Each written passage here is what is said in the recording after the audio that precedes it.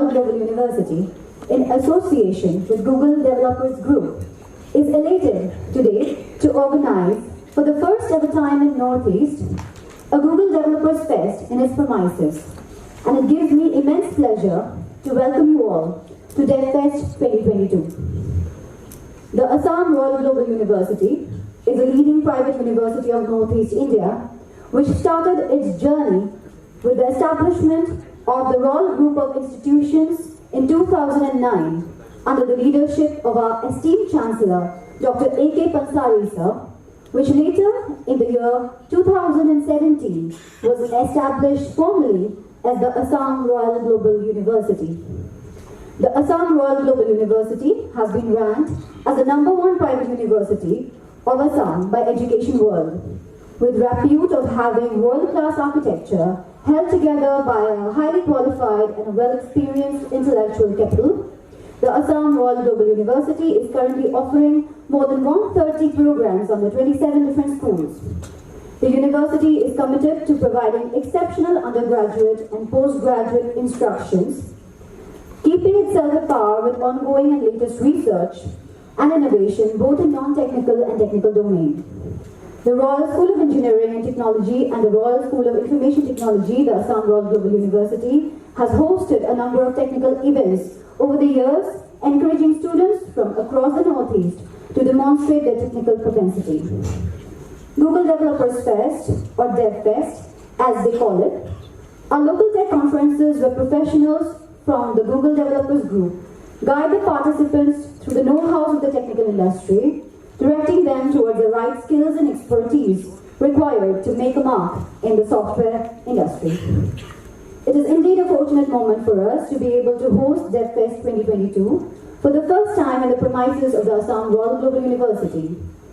Our speakers for today are Mr. Anubhav Singh.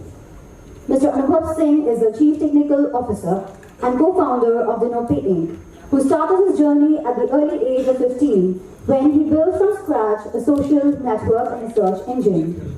Anubhav has over a decade of experience in dealing with the complexities of large-scale software. He has authored 2 books titled Hands-on Python Deep Learning for Web and Mobile Deep Learning with TensorFlow Lite, MLKit, and Flutter. Our next speaker is Mr. Joynal Ahmed. Joynal Ahmed is an AI consultant at Google. He is a data science professional with strong technical understanding. He's experienced in managing cross-functional teams of data scientists, data engineers, back-end developers, and SRE delivering end-to-end ML projects, recruiting and mentoring data scientists and ML engineers across different levels. He is also an active speaker and mentor in data science, having mentored and coached more than 1,000 students while working with industry-leading companies like Upgrad, Almabeta, Greater Learning, Liffey, and the Sparks Foundation.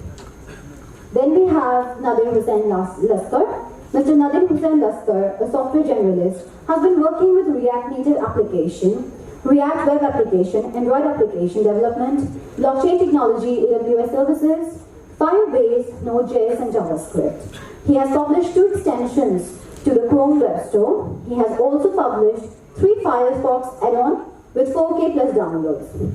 He has published 4 Android apps to Google Play Store. And fourth up, we have Anup Kumar Prasad, who is a researcher and engineer. Anup Kumar Prasad, as we all know him, is an alumnus of the Royal Group of Institutions, and which is now, of course, called the Assam Royal Global University. He is currently working as a software engineer at an MNC. He has worked on web development, Android development, steganography, sensors, cybersecurity, machine learning, artificial intelligence, bot creation, automation, 3D printing, IT policy algorithms, graph theory, programming, and many other fields. He has also worked for a few startups and has contributed to their technical growth.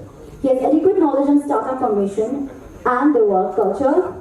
We also have to thank him for facilitating today's event. So a wholehearted welcome from our end to our speakers today.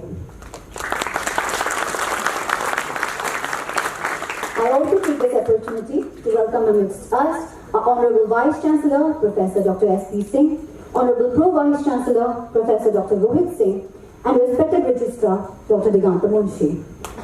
and also thank them for extending their support to the Department of CACRSET and RSIT in organizing the event, DevFest 2022. Now, we have an address by our respected registrar, Dr. Diganta Munshi, sir. Dr. Diganta Munshi, after completing his schooling from Don Bosco, Kolkata, did his BE, ME and PhD from Birla Institute of Technology.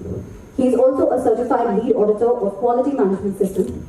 He carries himself near to 3 decades of work experience, of which around 1 decade is in corporate and near about 2 decades in academics. He has held several important academic positions in teaching learning and also in academic administration.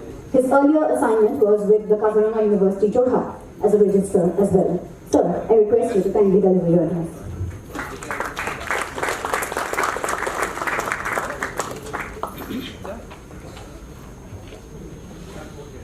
A very good morning to one and all present over here. Honorable Vice Chancellor of Royal Global University, Professor Dr. S.K. Singh Sir, Honorable Pro-Vice Chancellor Sir, Professor Dr. Rohit Singh, esteemed guest speakers for today, Mr. Anubhav Singh, Mr. Joinal Ahmed, Mr. Nadir Hussain, and my student Anup Kumar Prasad. Esteemed faculty members of Royal Global University, participants who have taken their time, effort to come across the different states of the country to attend this much awaited Google Development Fest, which is starting today at Royal Global University and which is in fact the first Google Development Fest at Northeast. I'm very happy and very proud to welcome one and all for this Google Development Fest, and I hope that we will carry a lot of values, a lot of ideas, a lot of experience from this Google Development Fest. With a little bit of experience and understanding in the domain of computer science engineering, what gives me a good understanding that all budding engineers, India is a country which is contributing around 52% from IT and ITs in the GDP. And amongst that, software development plays a very predominant role. So therefore, we all have to understand that the software development taking place across the globe by the major organizations are from India. So we have to understand that how we need to develop a software.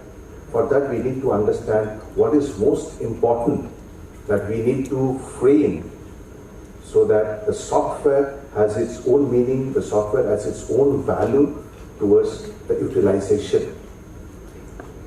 Today, I understand that in the Google Development Fest, we will be utilizing a lot of technologies, a lot of techniques, a lot of procedures, a lot of processes to understand how such things does really happen in the real world of coding. Ultimately, what are we doing when we are developing a software? It is we are converting a manual system to an automation system. So therefore, when we develop a manual system to an automation system, the most important thing is we need to understand that what tools and techniques that are most appropriate for the development of such type of a mechanism. So Google Development Fest will help us to understand what are the tools that are available currently with Google and how that is going to help us in development and implementation and maintenance of the different products that we are going to see today itself. So with that, I once again welcome all the participants. I thank everybody for coming down to our university to have a wonderful presence across the day. Thank you, everybody.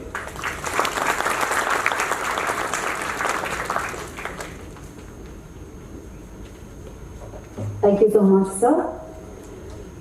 Now we have an address by Professor Dr. Rohit Singh, Pro-Vice Chancellor, the Assam Royal Global University. Professor Dr. Rohit Singh has joined the Assam Royal Global University as Pro-Vice Chancellor. Prior to joining this university, Professor Singh worked as a professor and Dean Academics at Oro University, Surat, Gujarat as a founding faculty member and has a teaching experience spanning for over 22 years. Sir, I request you to take over the address. Thank you. Honorable, respected Vice Chancellor, Professor S. Singh sir, Registrar of the University, Professor Diganta Munshi, Heads of Computer Science Engineering, RSET and RSIT, faculty members, students and participants from across the Northeast and from Guwahati. It's a pleasure and privilege for me and for Royal Global University to host the first Developers Fest at the university. And I'm very happy because these are the occasions where the student and participant get an opportunity to apply the knowledge which you have gained within the four walls of the classroom. And second best part is that this application is not only limited to your own peers within the classroom, but you are getting participants from across the state and across the other parts of the Northeast, and you will be getting an opportunity to learn how others have learned into their process. Developer Fest is, I link it equally to an association also called as TIE, Technology, Innovation and Entrepreneurs, where also they encourage students to come out with their innovative usage of learning into the domain of technology and innovation. I assume that in these days there are four basic languages and areas which has emerged, which we call it ABCD of engineering, technology and computer science, which is AI, your blockchain, your cybersecurity, your data mining, your machine learning, and all those other elements which have come up recently. And if you see all the organizations which are now trying to move to the level of scaling up to the next level, they need an automation, they need innovative practices to be utilized so that the dependence on the human element get reduced, but at the same point of time it can be supplemented with those innovative usage of languages and softwares and innovative practices. And this is a forum which has been working well across the other parts of India and the world. And if you see, you get three kinds of opportunities to become a participant in the Developer Fest. One is you will get an opportunity to learn from the experienced speakers that how these technologies and languages are being used into creation of an apps and technologies for easy and what you call smooth process and usage. Second is you will get an opportunity of a platform where the like-minded people are coming together to share their knowledge, and you develop a community of people into a networking opportunity so that it is not only limited for today, but also you are getting opportunity to continue the discussion for the coming days also. And you build a relationship, you build a network of like-minded participants. Third is, it will not end here. This is happening for the first time in Northeast and Assam Royal Global University. And I assume that it will be taken to more number of events happening in the coming days and years, where you will continue to participate and take this level of knowledge for today to that next best level. The other opportunity which you get is that you have these experienced speakers. They will also introduce you to the other speakers, other developers who already in the past has come out with some kind of applications which is now being widely used. And I hope and assume that as we call it Red Hat Junior, someday Assam Hat or someday the Royal Global Hat will come out in the market, and we can proudly say the participant of this Developer Fest were there, and now they have come up with an app which is being used by many. And I thank all the speakers and especially my alumni who is here and who has taken the efforts to bring this Developer Fest at the Assam Royal Global University. Looking forward to some tech gurus coming out of this Developer Fest. Someone who is going to create an app for the people which is beneficial for the society at large. Today is the World Handicap Day. Maybe one of your apps will be helping those people who are disabled, or maybe anyone who is in need of a solution which will bring an ease into their life.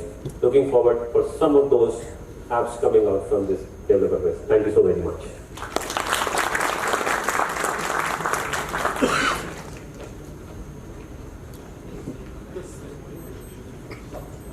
Thank you so much, sir. We'll be moving on with the felicitation ceremony. I now request our Honorable Pro-Vice Chancellor, Professor Dr. Rohit Singh, to kindly felicitate our speakers of the Google Developers Group with a Fulam Kamsa, a memento, and a book written by our Honorable Chancellor, A.K. Pansari, sir.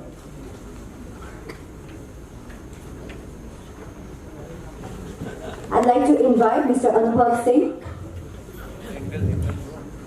to be felicitated by Professor Dr. Rohit Singh, sir.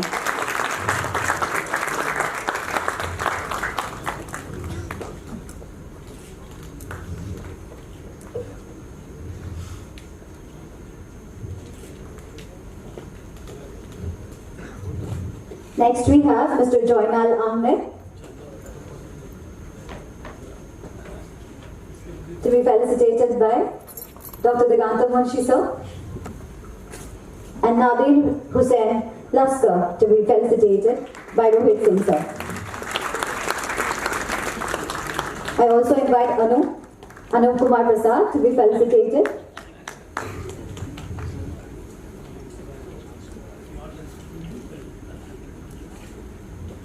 Nadir Hussain Laskar, felicitated by Professor Dr. Rohit Singh. And Anup Kumar Prasad to be felicitated by Dr. Diganta Munshi, sir.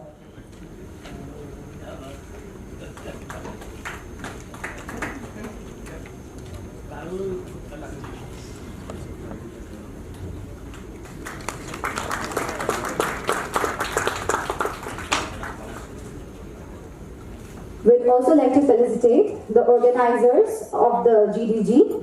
First up, we have Ashvija Vijendra, who will be felicitated by Dr. Diganta Munshi, sir.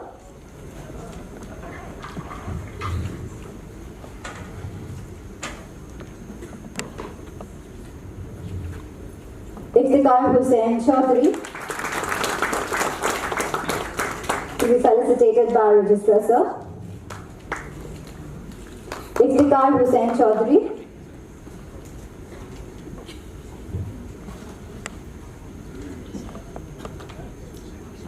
I also request Registrar, sir, to kindly felicitate Shivam Dubey. Shivam Dubey.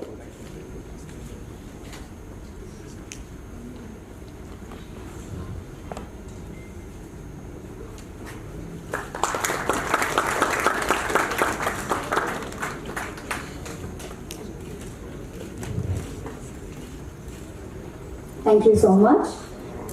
Now, the members of the GDG would like to felicitate our Honorable Vice Chancellor, sir, Professor Dr. S.P. Singh. So I invite Ashvija Vijendra to kindly felicitate, sir.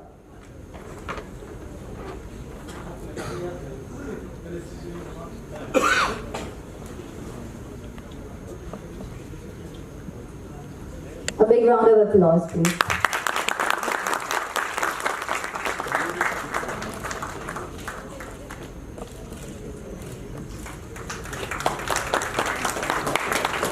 I'd also like to felicitate the media partners from G Plus and Guwahati Times.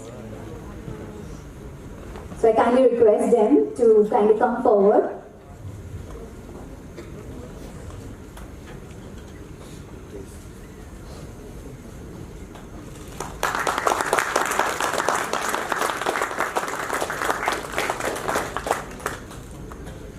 Thank you so much.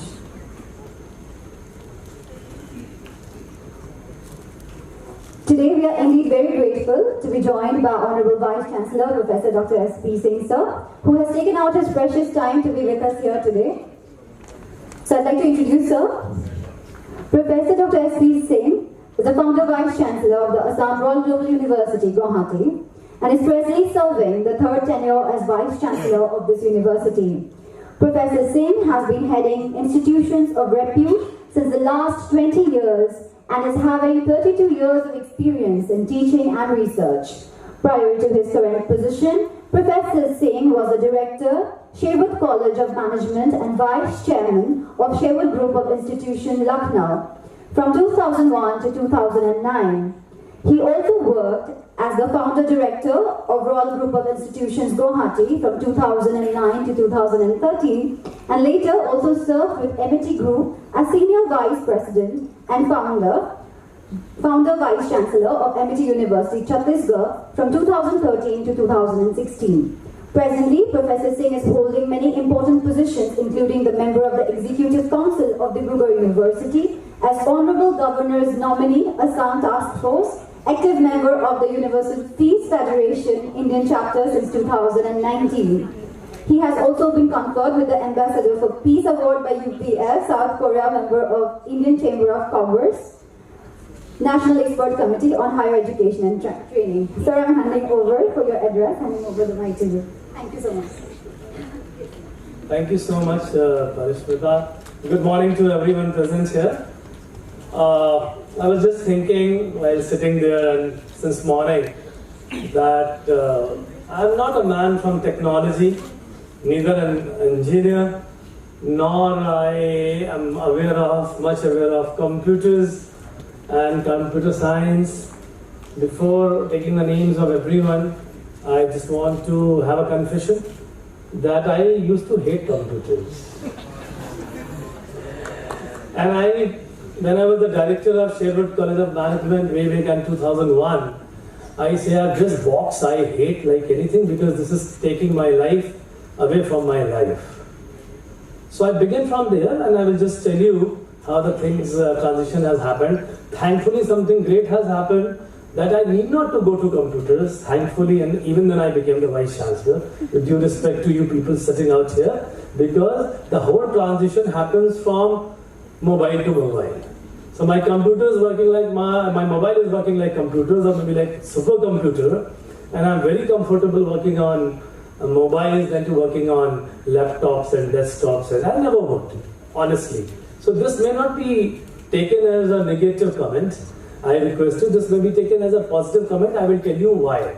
That is my second part. So first of all, I think when Professor Diganto Munshi and Professor Rohit Singh, they were speaking to you, talking to you, I think I have gathered all such points which are relevant for today's workshop, today's interactive sessions, and you're going to have such an excellent speakers, young, budding entrepreneurs and speakers with you. I think they will do the justice to the topic and they will try their level best to give you an insight and give you some kind of motivation, how you can think of becoming an entrepreneur, developing new softwares, developing new techniques, how to use techniques in a more judicious manner, and how to become more, I would say, innovator and entrepreneur, because now the whole country is talking about Jai Jawan, Jai Kisan, Jai Anusandhan, and so on and so forth. So everybody is thinking in terms of becoming an entrepreneur and creating some kind of ecosystem. Last 3 days, I mean, today is the third day, you may be aware that IITs across the country are having placements. This time it is a little delayed because of certain reasons, but the IITs are into it, and from the day one today, when I was reading the newspaper, I read that IIT Guwahati has got these many placements, IIT Madras got 25 placements above 1 CR, and so on and so forth. But the overall scenario in comparison to earlier years, I mean, I'm talking about 4 years, 5 years back, the scenario is in a very bad shape if you see the newspaper of 5 years back. What is happening to the ecosystem and the jobs, we don't know, but one good thing is happening, or maybe that is the requirement of the country when we want to become an economy which is the strongest economy or the second best economy by 2030 or 2035. I think we need more entrepreneurs, we need more innovations, we need more people like you who can not only become job seekers but become job creators. That is what probably is the entrepreneurial skills are. So I think Dr. Munshi and Dr. Rohit Singh have already given some insight on this issue. And I think Abhinav Singh, Jonel Ahmed, Nadir Hussain, and I think our student Anup Kumar Prasad will throw light on these issues in detail during the daytime, and I would be happy to listen to Anubhav Singh for some time after my deliberation.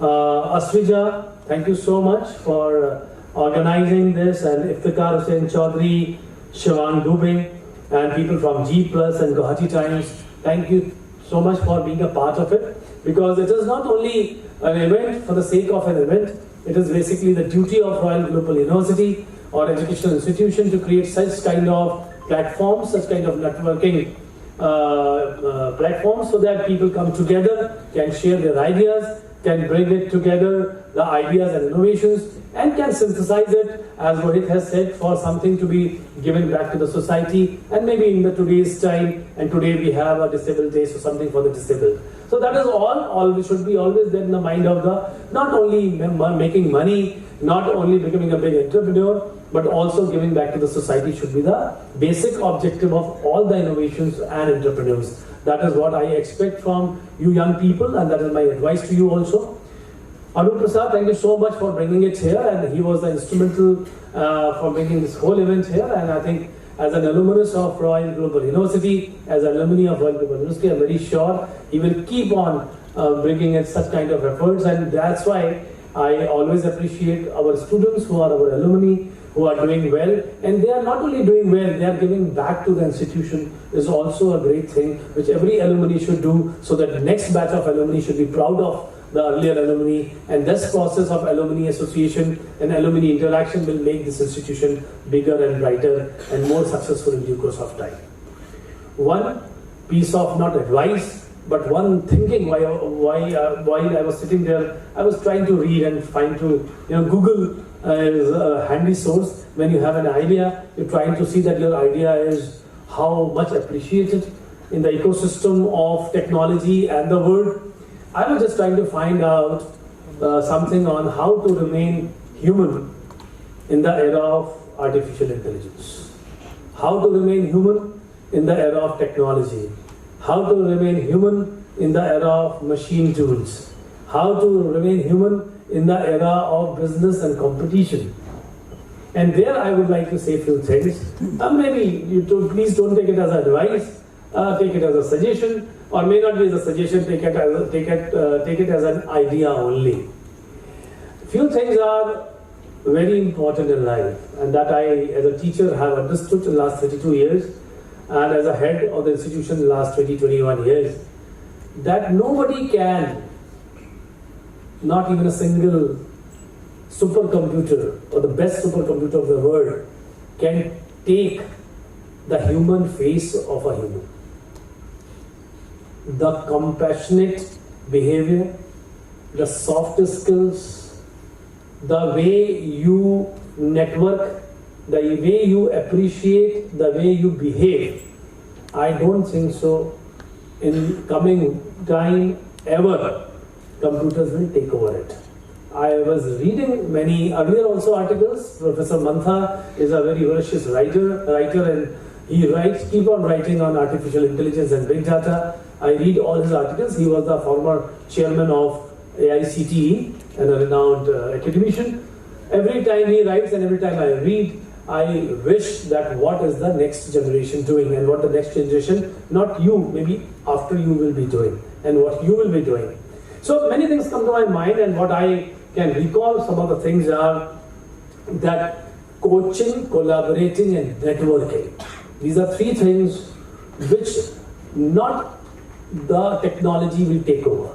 The people who are in the technology, who are working on the platforms of artificial intelligence and big data, they will replace the humans.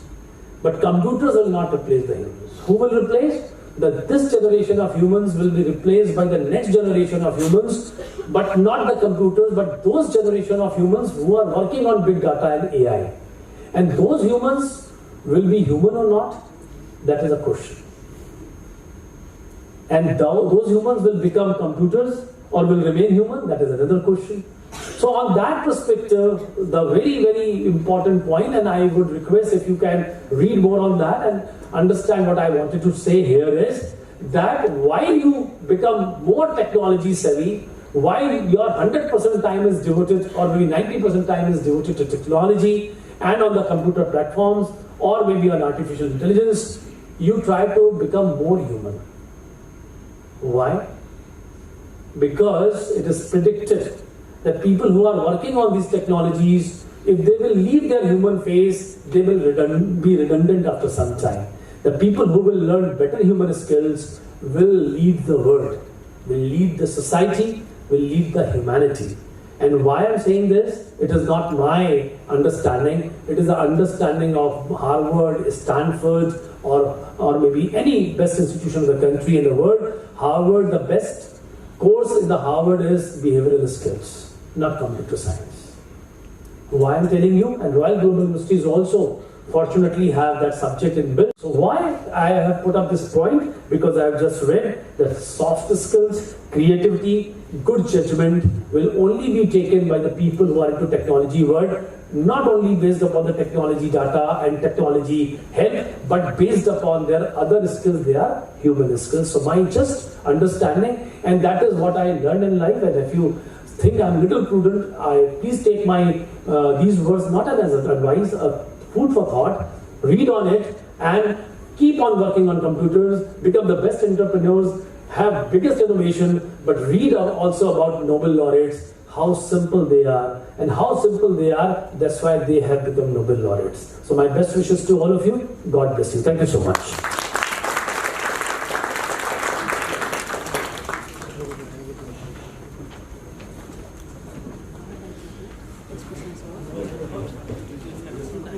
Thank you so much, sir, for your precious words. And thank you for joining us today, sir. I'm sure our students are going to be encouraged by your words. I now hand over the session to the Google Developers Group. I'd like to invite Mr. Anubhav Singh for his address. Anubhav. Just a second.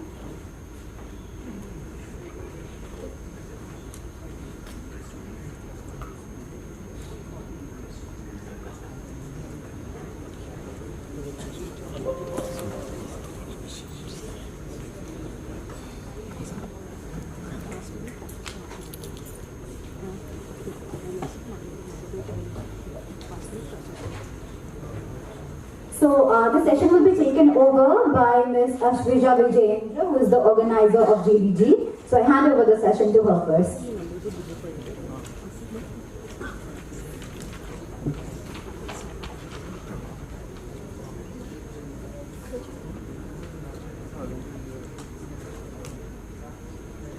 Good morning everyone, and welcome to the first ever Google Developers Group DevFest here in Northeast India.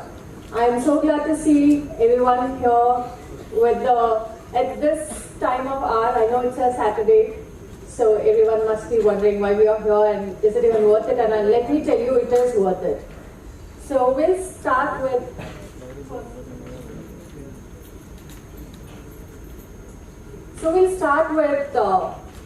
what is Google Developers Group? A little bit of a brief introduction to that. So we are a community-based tech enthusiasts here. It is spread across the world. It's all over the world. We have different groups across the world. So this chapter here in Guwahati, it started very fresh. It's a new chapter. It's for all of you. The vision of Google Developers Group is connect, learn, and grow. So how do we connect? We connect you to, as our esteemed Mr. Professor Dr. P. Singh Sir said, that we connect with the community, we connect with the speakers, speakers will connect to you to others, and that's how we connect with each other. How do we learn? We have workshops, hackathons, which was also part of the pre-dev fest, which we'll see in a bit. So that is part of learning, and also we will have more learning coming in, like an Android app workshop, etc. That will be in the pipeline. How do we grow? So any community grows with the support of the community. So you are community. So unless and until you all support the Google Developers Group, there is no way that the group can develop. So that's how we grow together. So I'm the organizer of the Google Developers Group Guwahati, Ashwija Vijayendra. So you can connect me on LinkedIn if you have any questions. I am available also on the Google Developers Group website, which is an official website. So you can just type in the Google GDG Guwahati and you'll find the website there. So none of the event is complete without the team members, and these are my team members for today. Mr. Iftikhar Hussain, Shivam Dubey and Aditya Ocha. They are amongst you. You must have seen some at the registration. You must have seen someone running around here. So they definitely are part of our team members. There is nothing that can happen without the team member. And then I do have special mention Mr. Anup Kumar. Without him, this wouldn't have been possible. Already you have an introduction of Mr. Anup Kumar, so I'll not tell much about his introduction, but I must say that today we are here mostly because Anup Kumar has given his 100% to make this happen for all of you. So we have our venue partners as Royal Global University. I thank everyone who's present here. I especially thank Vice Chancellor, Mr. Professor Dr. S.P. Singh sir, to be here today and to give us the chance to have this organized here. We also have our media partners G Plus and Guwahati Times. And so this is our first speaker of today, Mr. Anubhav Singh. You already have an introduction of the speaker, so I'm not going to take much of your time on that. But today's title will be Cloud is All You Need. So over to Mr. Anubhav Singh.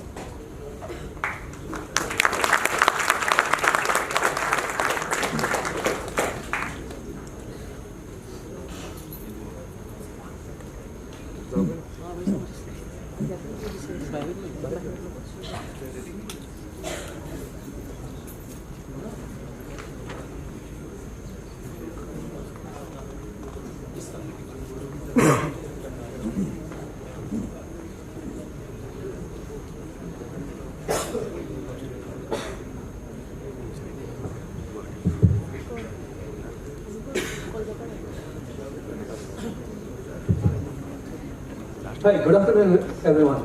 How are you? Fine, fine. How's the Josh?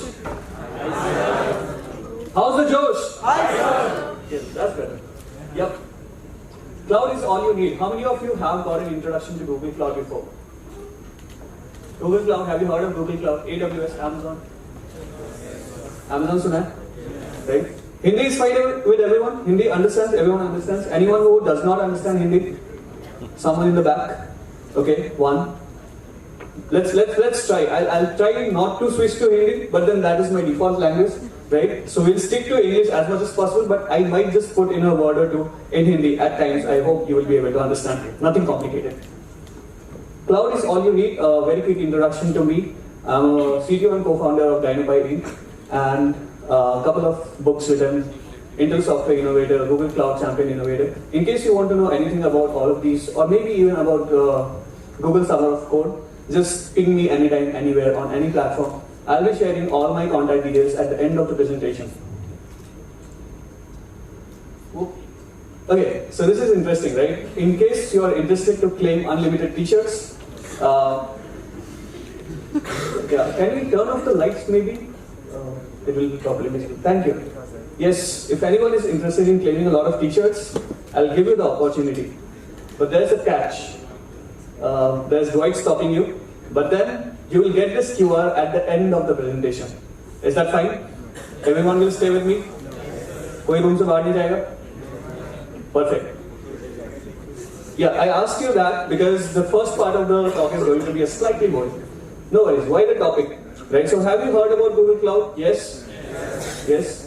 What is it? Magic? No? Right, so if anyone asks you what is Google Cloud, what will you answer? Anyone? Unlimited storage. At what cost?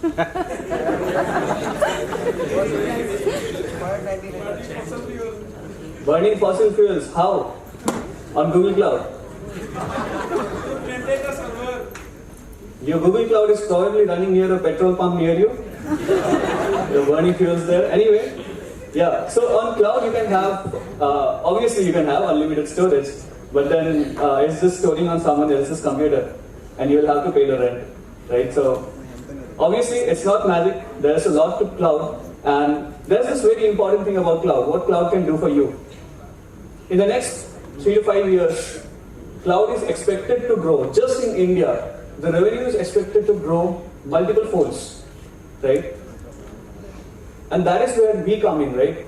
Our generation, if we start working with cloud today, if we start building skills around cloud today, I'm not specific to Google Cloud, right? Although this is definitely a Google event. But then I'm just saying, if you have the right skills for working with the cloud technologies, you will find yourself gaining benefit from this stats, right? And at the same time, there's a saying by Mark Anderson, is that if, with the right idea and the right energy and the right time, right, if we put it all together, with the help of cloud, every one of us here, we don't need to have infrastructure of 1,000 servers, right? Using cloud technologies, we have the ability to be building the next $1 billion or maybe the next $10 billion software or industry, right? Each one of us here have that, and we would definitely be feeling something like this. So what are we going to do? In the next few minutes, we are going to be learning, yes, but then at the same time, we'll keep it fun, okay? Fun is good? Yes. Perfect. So this is the agenda for today. I can't see that, yes. So cloud computing history, a case study of how some of the largest companies in the world are using cloud. And then we will explore a very interesting junction of cloud, ML, and web. And then we'll also be thinking about how we can see it in action. We'll be running a demo. I hope everyone here has brought their mobile phones. Yes? You have working internet connection, data pack? Yes? Perfect. We'll be using that today. These are some questions we'll be answering, right? How has cloud grown over the years? How has it changed the technology landscape, not just within the cloud domain, but also in other domains? How has it affected them? How has it changed them? And then we'll be looking at how the intersection of ML, web, and cloud can help us. What do we have to get from that? And how can we be there? A brief history of cloud computing, right? So it started in 1950s when it was the first time that cloud computing concept was introduced. And at that time, it was very different from what you see today, right? Today, you just go to these cloud computing platforms and you spin up VM instances, load balancers, whatever. But at that time, there was something very simple called a terminal, which used to connect to a local mainframe, on which you used to deploy the resources, or else maybe download some resources from there, right? So it was very simple at that time, and that was cloud computing, right? You could be using thin clients anywhere on the same LAN, and you would be accessing one mainframe, which would have all the resources and all the computing power. These thin clients would use the resources available on the mainframe, right? And then in the 1960s, there was someone called Lick, JCR Licker, who introduced a concept which later became known as the internet, right? So cloud computing goes back even before we had internet, right? Before people started working over the network with other computers situated anywhere globally, people had already started using the concepts of cloud computing. And then in 1970s, the concept of VMs, almost slightly the same as how we know it today, they were introduced. And at that time, virtual machines were just VMs running inside one computer, probably not able to access the network at that time, just a machine running inside your own computer. And VMware, suna sabne? VMware, right? VMware brought this technology and made it popular, right? There was a point in, say, like 10 years back, whenever you had to install Linux on your system, everyone told you go use VMware, right?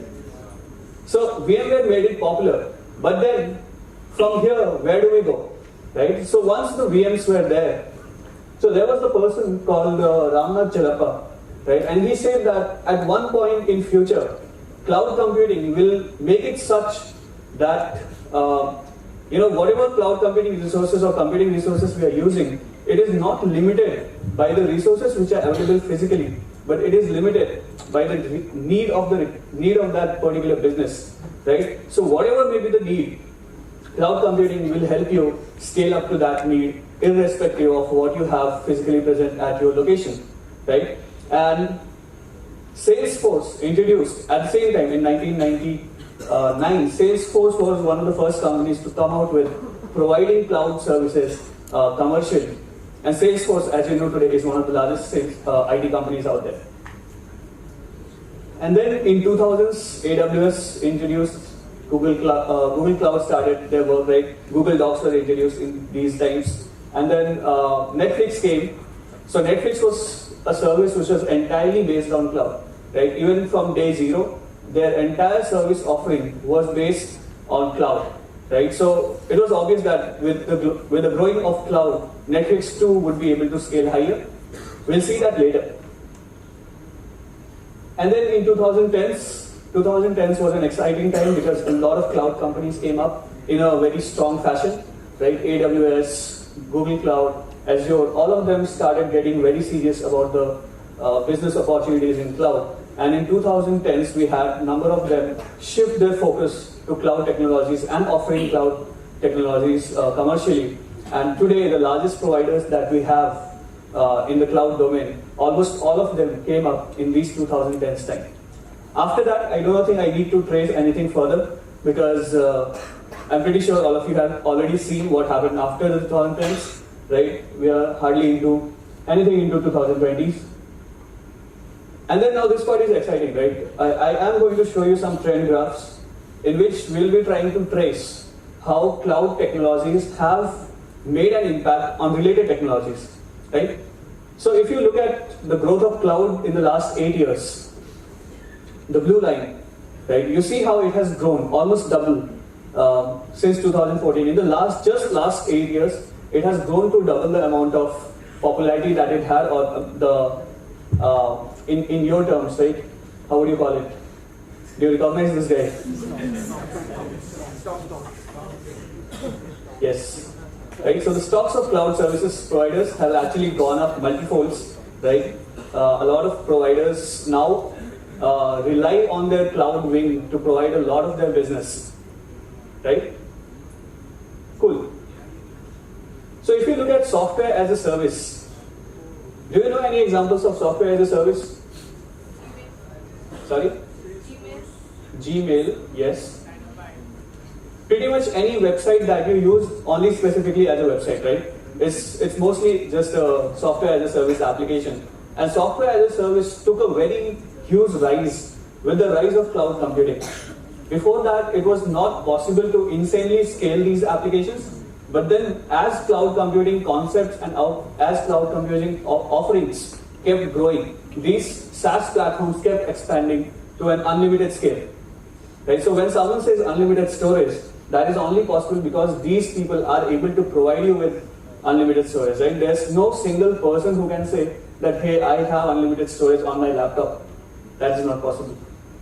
But when you start pulling all these resources together, then you can achieve a place where it is almost like unlimited. Obviously, it is not, but then it feels like that.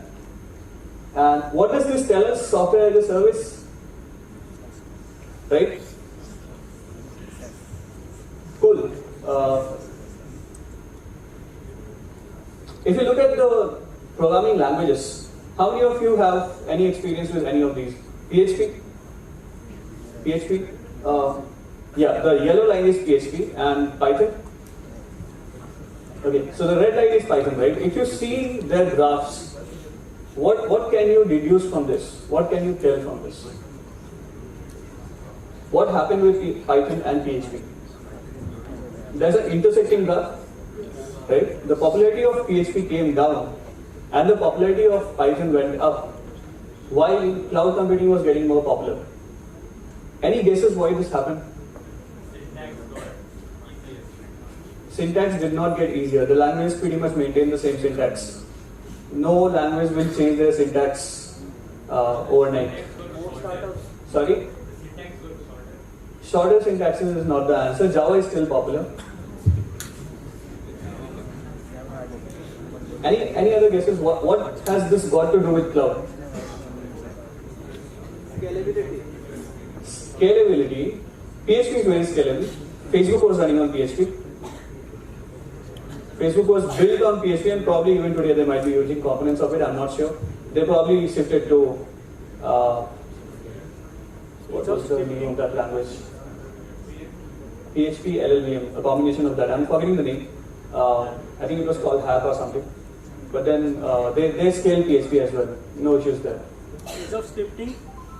Scripting, both are scripting languages. But with Python, User friendly. What do you have user friendly with the language? Cloud friendly. That's the word we are looking at, right?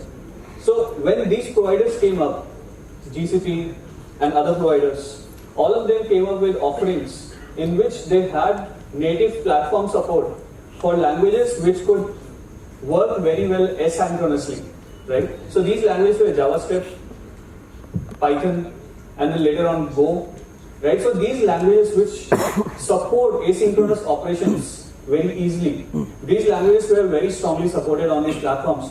But languages which did not support that, for example, PHP. What is the life cycle of PHP? Anyone? The life cycle of PHP? A server receives a request, and that is when the script starts executing, and by the end of it, it is done. It cannot run multi-threaded. By default, it cannot run multi-threaded. You will have to find ways to do it. And otherwise, it cannot run asynchronously. It will complete all the operations which are provided in that particular script. Only after that, it will generate an output. Now, this was an issue because we were moving towards a world in which applications were getting more and more asynchronous. Right? When you open Netflix or when you open Gmail, they do not keep on loading a spinner until your new emails are available. Right? They show you the old emails and they run a spinner somewhere at the corner and they tell you that has executed, you have got the new results, there are new emails, but they don't stop, right? And that is what asynchronous execution means. So Python supported that well, PHP did not. And as we kept moving more towards cloud platforms, SaaS companies, they kept moving their back into cloud platforms. The popularity of PHP went down, right? Less and less people were using PHP. And PHP had a very large community, large developer community in 2014, but that community thinned over the time. And even today, although it is popular, yes, as a very entry-level language, but then Python is definitely taking the forefront, and it is one of the most popular languages today because it has a very, very strong support from the cloud service providers. All the platforms on cloud, they support Python well, and that is why you see this stuff. Next, let us look at a related technology called Docker. Anyone heard of Docker? Docker? Yes? So what is Docker used for? Docker is used for creating something called containers. Right? So what are these containers? They are basically an isolated capsule of the application and all its requirements, which is running, and it may be running on a single, multiple containers may be running on a single OS, right?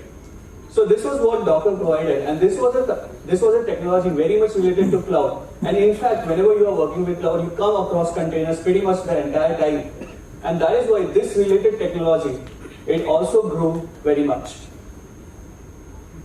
And then yes, what would that mean? Very simple, Docker songs, right? Next up, Netflix, software as a service, right? If you look at this graph, what does it tell you? The more the cloud computing service providers became better and powerful, the services of Netflix and the growth of Netflix kept on going up, right? You agree with that? Cool. So what else can we add on this? Something which is very related to Netflix, a term which is very related to Netflix. Sorry? Anyone, you have probably, this is something which you do with Netflix. Streaming, okay. Yes, streaming became very popular recently. There was a time when we used to download songs on our phone and we just used to listen to those offline. But then streaming got very popular, yes. There's this term called binge watching. So every time you see that Netflix has started getting more popular, this term also starts getting very popular, right? And it is kind of linked with how cloud service providers work. If cloud services were to go down today, Netflix would be able to support lesser customers, and this term would probably take a hit. Obviously, again, machine learning, a related field of technology, right? Machine learning, if you look at this graph, it shows a correlation between their growth. Any guesses why? How is machine learning and cloud related? Computing power. Yes. Machine learning research and development actually requires a lot of computing power, which cloud is able to provide. Not everyone has a machine with, say, 1 TB of RAM. Right? We are not talking about space here anymore. We are talking about RAM. No one has that kind of machine. 1 TB of GPU. Does anyone have that here? No? But Google Cloud Platform does, right? GCP does. And when you need that kind of computing power, where do you go? For running all your machine learning training or all kind of research workloads, you go to these cloud providers, right? And they provide you with unlimited resources which you can use to run those. And that is why machine learning's growth has been very well supported by the growth of cloud technologies. Right? If cloud technologies were not growing, machine learning would probably not be growing at the rate which it is today. Now, some of you might think, right, if machine learning, if I say GPUs, right, so how has GPUs, fared in this journey? If you look at that, GPU is very highly correlated, right, that yellow line. Machine learning, GPU, and cloud, all of them going together, right? So the more machine learning you do, the more GPUs stocks will be growing. A couple of you here have, how many of you think that GPU growth is also powered by crypto? GPU growth powered by crypto. Raise your hands high. I want to see how much you strongly believe in crypto even today. Perfect. Cool. So it has nothing to do with that, right? If you look at the green line, it has got nothing to do with how GPU has grown, right? Crypto is on a different journey altogether. So let's not correlate it with this. Anyway, let's look at some of the companies which are using cloud and how they are using it. And I think the first mention definitely goes to Walmart, which is the world's largest S&P Fortune 500 #1. Right? How are they using, say, GCP? So they are using GCP for BigQuery. Right? Have you heard of the BigQuery product? So in BigQuery, you can actually stream a lot of tabular data, and you can use that to make predictions, make all kind of graphs. You can generate everything, and you can use that to analyze the data which is present on BigQuery. Walmart is using that a lot. One of the largest customers of BigQuery, and they're also using GCP products to determine whether they can provide someone with drone delivery, express drone delivery, when someone orders from a Walmart store.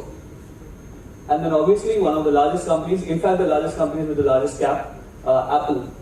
Apple is one of the largest customers of GCP for using their storage, right? So if you have ever used iCloud, then iCloud itself underlying technology is GCP and some other technologies, right? So they are not actually storing it on something called iCloud. They are actually storing it on GCP. But and the amount of data that they are storing, you can see that calculation which I have done there for you, right? This is a huge amount of data, and this data was, I guess, of 2020. So since then we have generated a lot of online content. We don't know what number that is today, but then whatever it is probably very, very large. Alphabet is one of the largest customers of GCP. Anyone who has any issues with that? Anyone who does not understand this? Why does Alphabet has a lot of users of GCP? How are Alphabet and GCP connected? Own product, yes. Definitely, yes. So this is the first time I've shown this slide to a public, and they have all said that they understood this. Pretty much everywhere I used to find at least one person who used to say they did not get that. But anyway, great. Cool. So Mckesson is the largest healthcare provider in the world, with the largest market cap, obviously.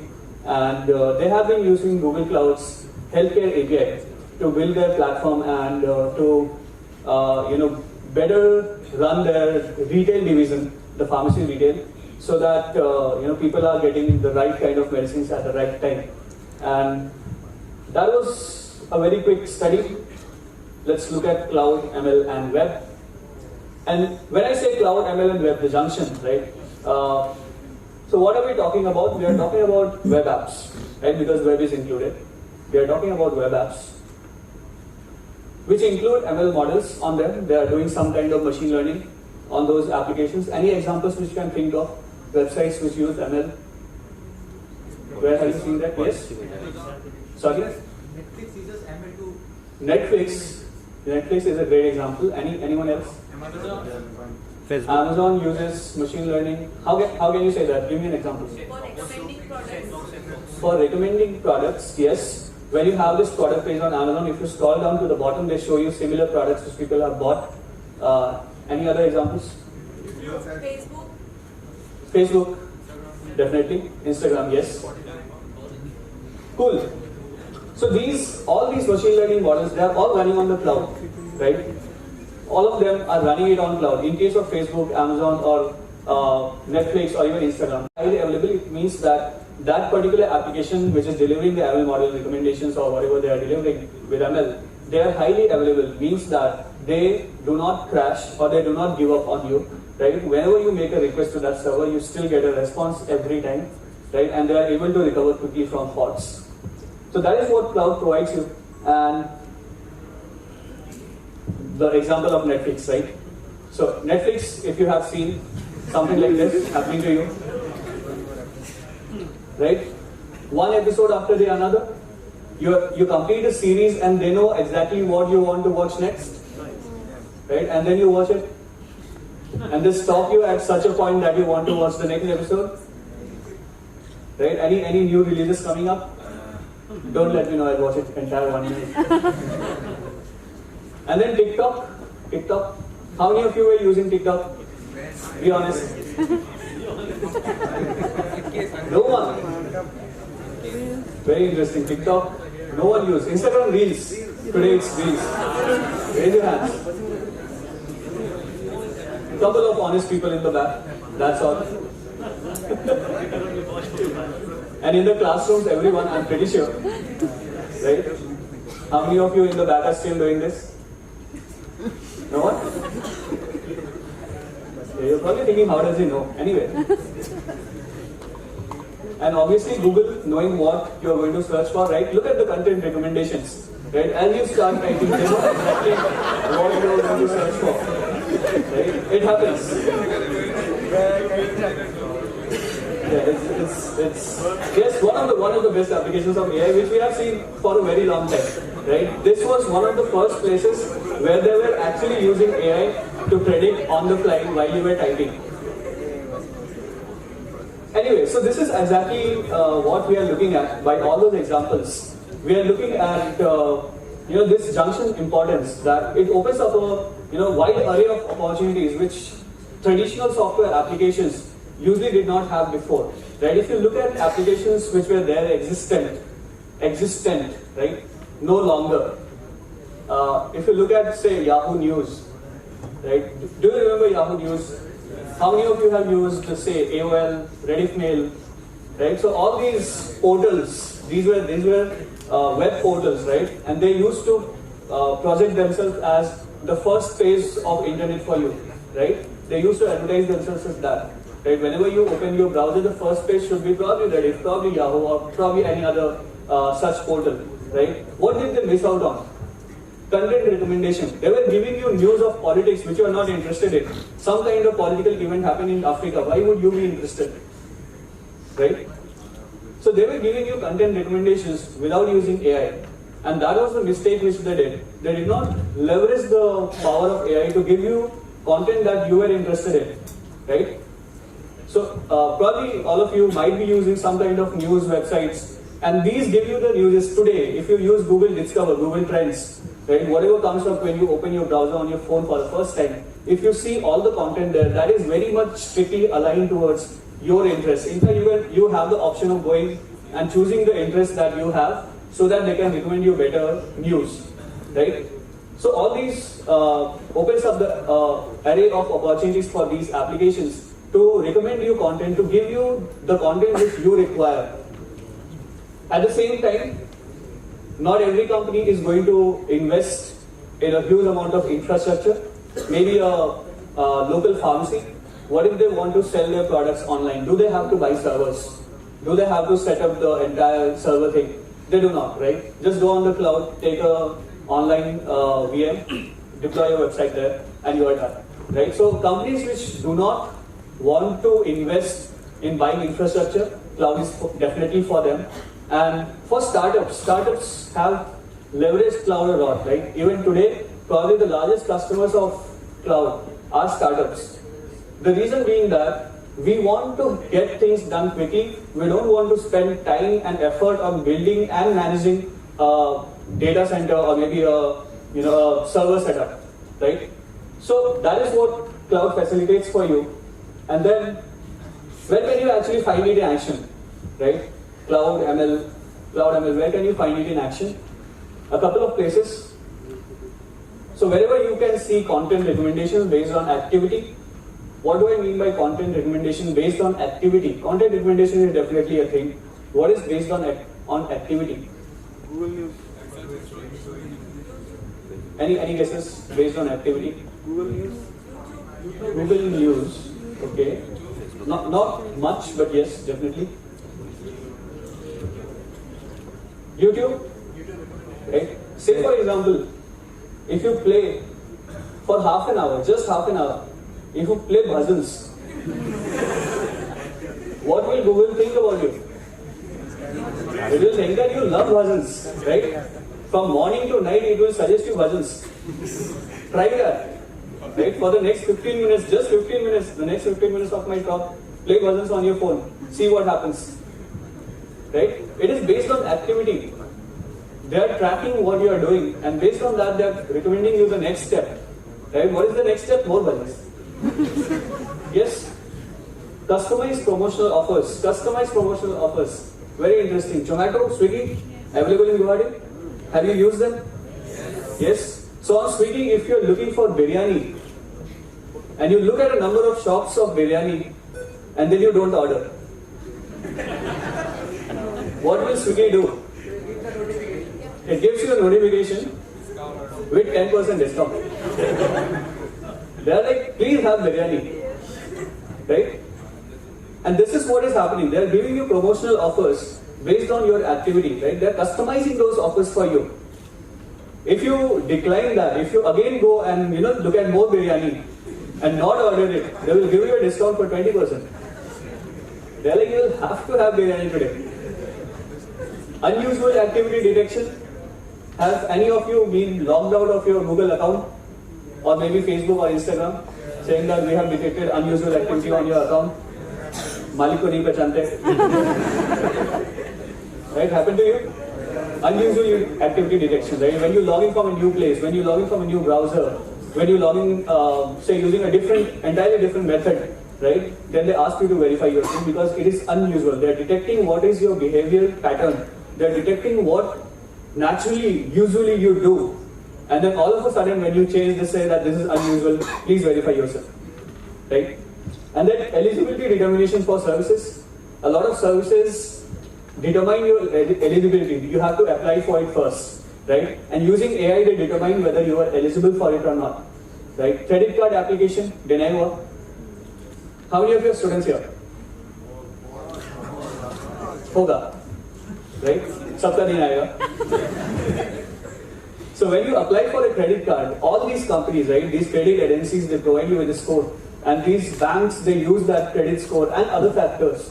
And they put it in an ML model which tells you how likely is this person to be eligible for a credit card, right? And that is how they determine your eligibility for that particular service. We also saw an example of whether customers are eligible for express loan delivery or not in case of Walmart, right, in the Fortune 500 study. We had it there. So a lot of services determine your eligibility based on the parameters that you provide, and they put it through an ML model and they determine whether you are going to be eligible for that or not. Even a lot of places, recruitment is done by using AI, right, in which you put your resume and that resume is fed to an AI system which then shortlists you, right? So even before your resume is actually seen by a real person, you may be selected or rejected. Automatic moderation of content. You uploaded a very nice video of you dancing on, say, Kala Chashma, right, on YouTube, and YouTube immediately flags it as copyright violation. How many of you think there's one person sitting on YouTube side in the office and looking at your video and saying, "Nahi, ye to maine suna hai"? No, it's not happening like that, right? They're using AI to determine whether you have used copyrighted content or not, and they will flag it right away. You have the option of claiming that this is wrong. But then they are using AI to moderate content on their servers, right, on their platform. And similarly on Facebook or Instagram, on any other social media platform, pretty much every platform out there has some or the other kind of content moderation based on AI. AI generated content. pretty famous recently, AI generated content, DALI 2. DALI 2, right? Any other? Google Imagine. Shiley said your songs? No? Autotuner suna hai? Autotuner? Right? So in Autotuner you actually say a couple of words and it generates very lyrical music for you, right? You know, melodious music. Autotuners, auto-generated content, DALI 2 obviously. And then a lot of applications out there which are offering you generated content. If you saw recently one ad by Shah Rukh Khan, right, in which it seemed that Shah Rukh Khan was speaking to you on the ad, but then it was not him. There was a company called Rephrase.ai which generated a video of him talking in his voice, right, and him promoting the product when he had not actually done that promotion, and it actually became a controversial issue.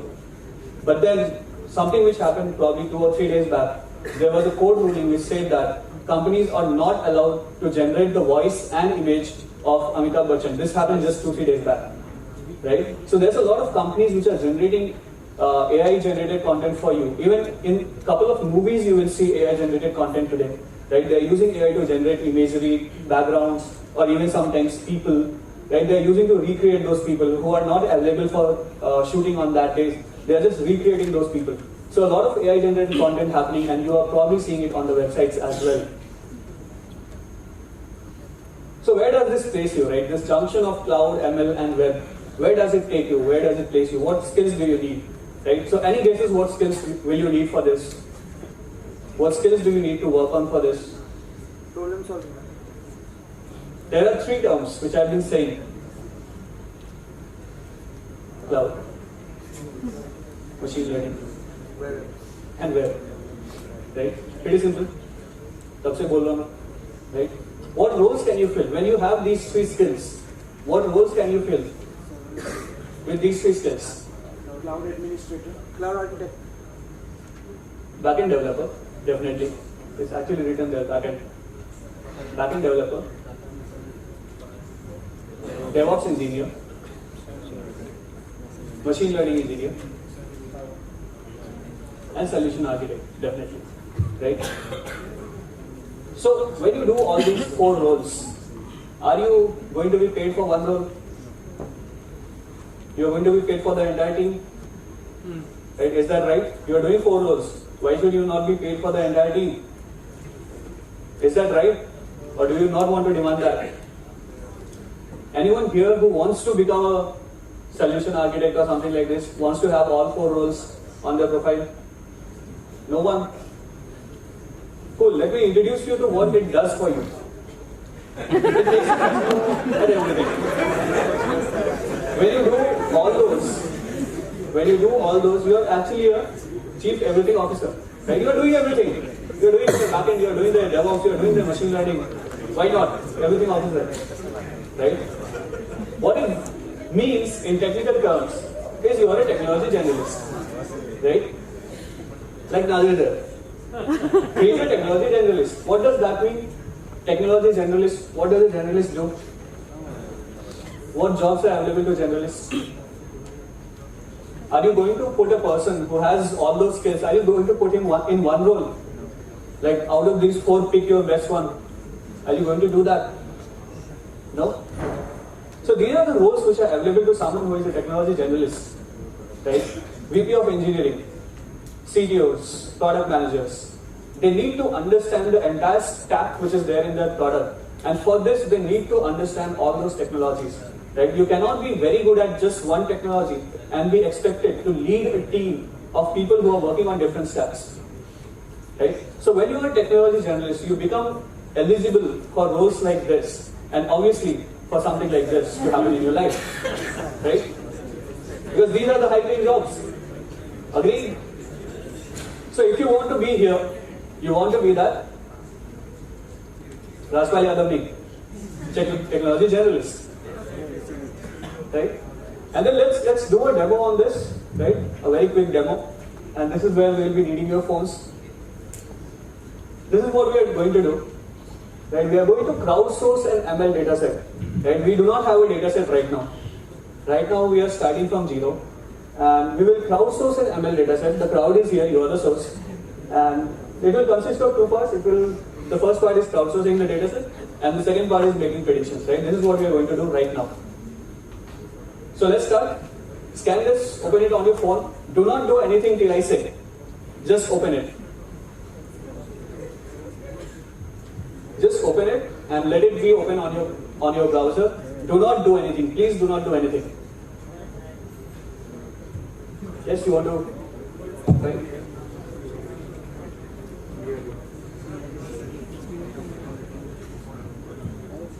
Are we done? People in the back? Still taking photos?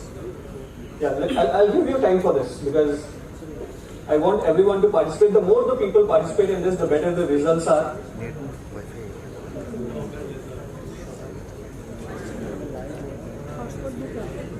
Please do not do anything yet. Although it might look simple, I'll tell you how to do it. We are done? Everyone good? Let's move forward. You see a screen like this, right? The words might be different. You see a screen like this, right?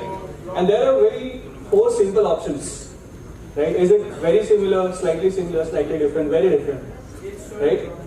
And when you are answering these questions, I want you to understand the logic behind it, right? I want you to understand what kind of logic you are supposed to use. And something like this is not right, right? This is not how you can say human and cat are very similar, right? Please do not do this. What I want you to do is think something like this. They are very different, human and cat, right? Very different. It has 4 legs, I have 2, right? So this is the kind of logic we want you to use. Let's take another example, right? Human and snake. Yeah, this is that person. Right? This is not the right logic. Sorry to say, not the right logic. This is the right logic. It does not have legs. Right? Use your logic in the right fashion, not like human and snake similar. Right? Let's take another example. Dog and cat, are they similar? Yes, very similar, because if you look at them, they are both house pets. They are both very cute. We look at those videos entire day, right? 4 legs, stay in the house, eat your food, sleep with you, right? So, dog and cat, very similar, right? This is the logic we are going to use. Cool. The results are not yet out, but then yes, if you want, you can scan this as well. But rather, I will like to ask you now to answer those 5 questions which are going to come up on your phone. Answer those 5 questions. Once you are done answering those, you can open this link as well.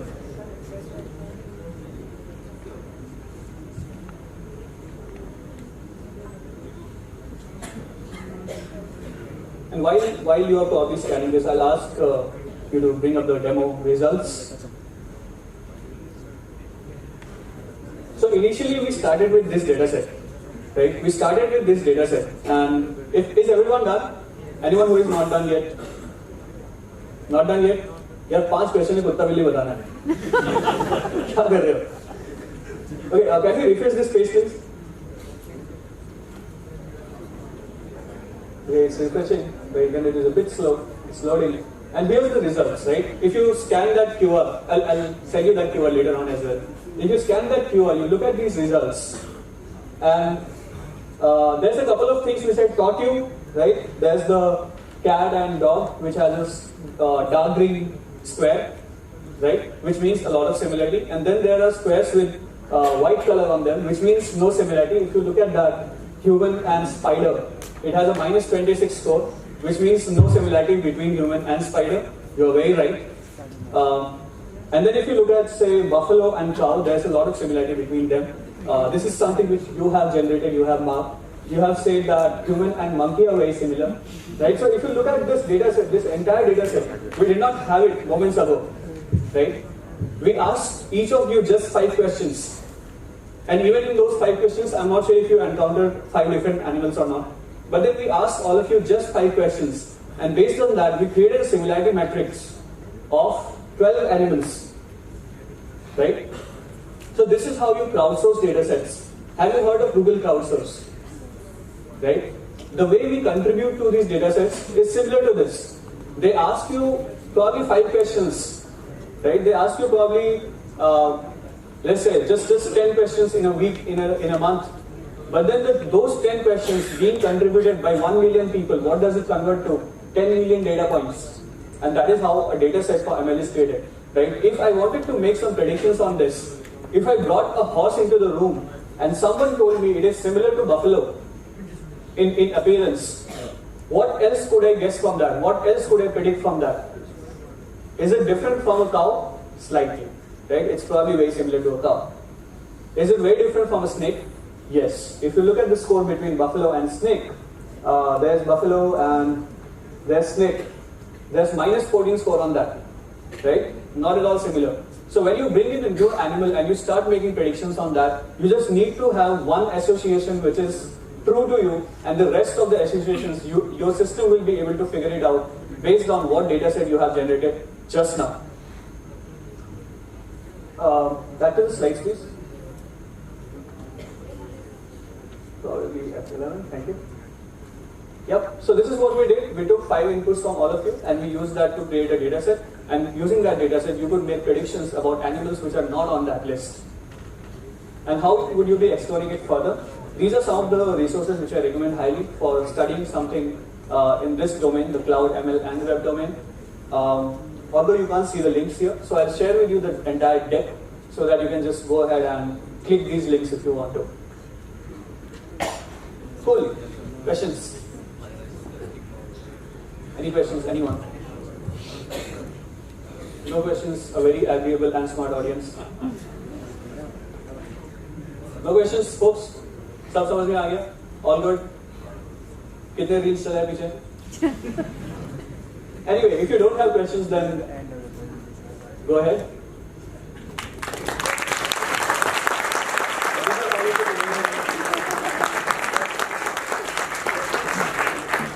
So thank you for being an amazing audience, everyone. This is the first time I came to Guwahati. It's a great experience. I was living in Guwahati for 14 years, but then this is the first time I gave a talk in Guwahati. So yes, this is the moment of truth, right? A lot of you have been waiting for this, held captured by my promise, right? Held captive. So let's do this. Go ahead, go wild.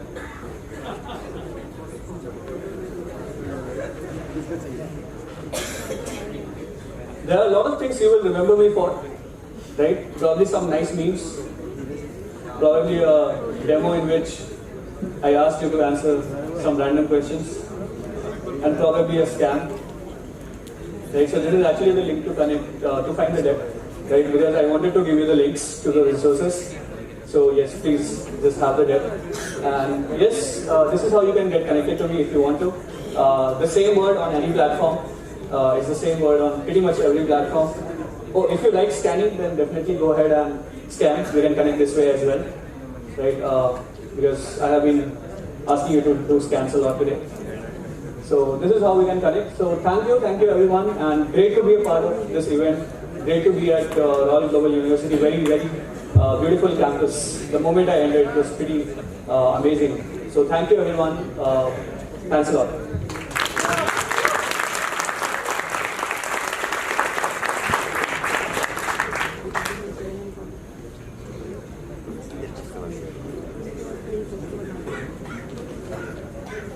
Thank you so much, Anubhav. That was an amazing speech. I'm pretty sure that everyone must have learned as well as loved along with the journey.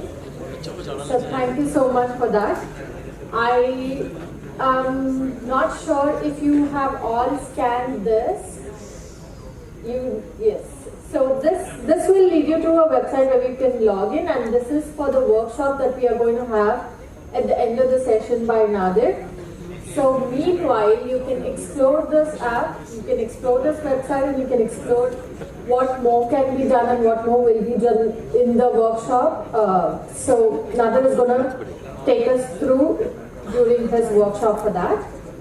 But now, we are going to break for the lunch, but we will be back by 1:30 sharp.